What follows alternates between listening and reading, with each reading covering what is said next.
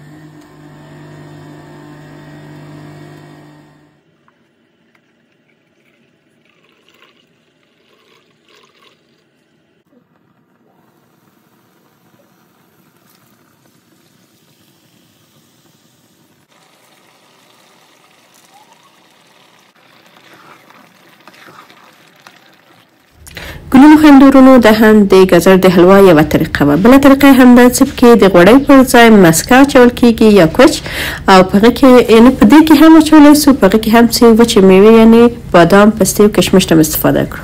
ډېره مننه.